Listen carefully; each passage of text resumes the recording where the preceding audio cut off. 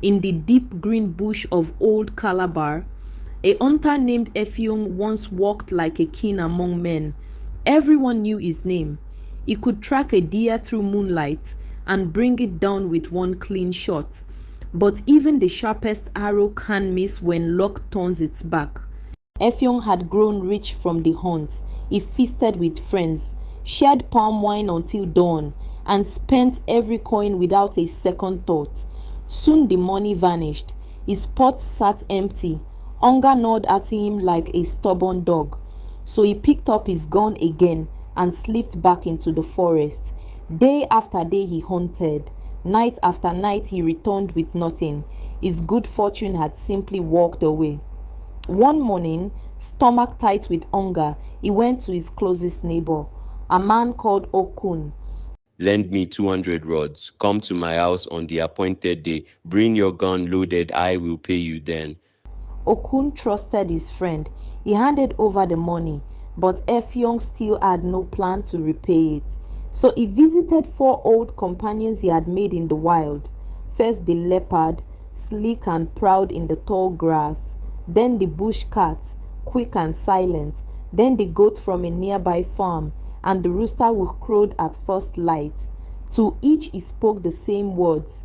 Lend me 200 rods. Come to my house on the appointed day. If I am not there, kill and eat anything you find. When I return, I will pay you in full.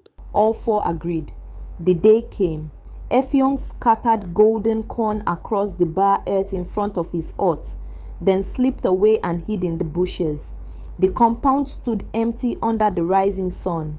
Very early, just as the sky turned pink, the rooster remembered the promise.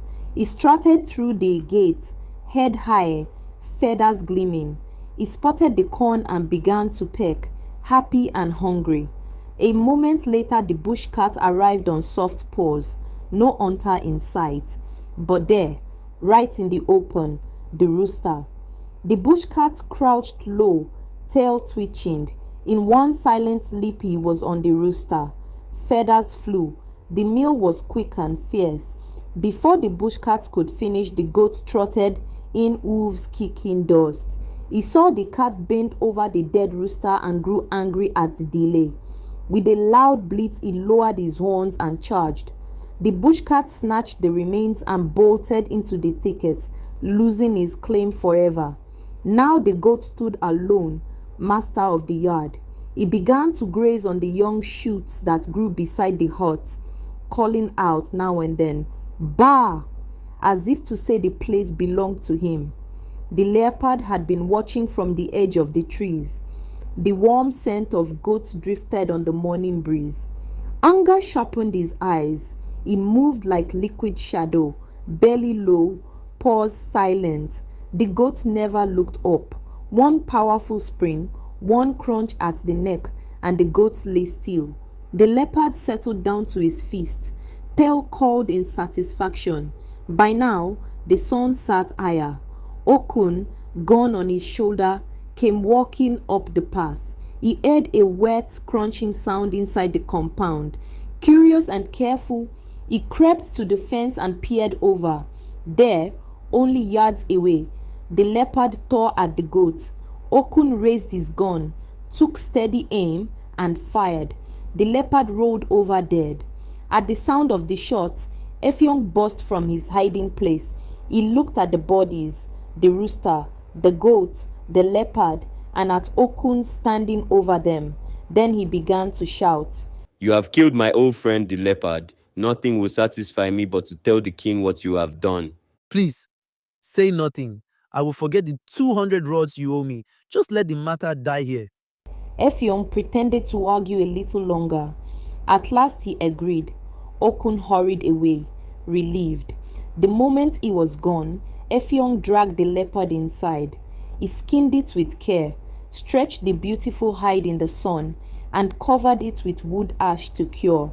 The body he roasted and ate slowly, savoring every bite.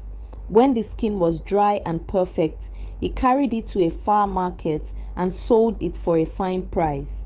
In one morning, 4 deaths had vanished. The bush cat had killed the rooster. The goat had driven the bush cat away. The leopard had taken the goat, and Okun had taken the leopard. 800 rods saved, and Effiong walked away richer than before. To this very day, in the forest around Calabar, whenever a bush cat sees a rooster, it pounces without mercy. It claims that old debt, one small life at a time. And that is why, my friends, you should never lend money to someone who might not pay you back. If they cannot settle the debt, they will find a clever way to make the problem disappear, by poison, by magic, or by some trick even older than the bush itself. The animals learned it the hard way. May we remember the lesson before the corn is scattered and the gate stands empty. We hope you enjoyed this Nigerian folktale. If you want to hear more stories, please subscribe.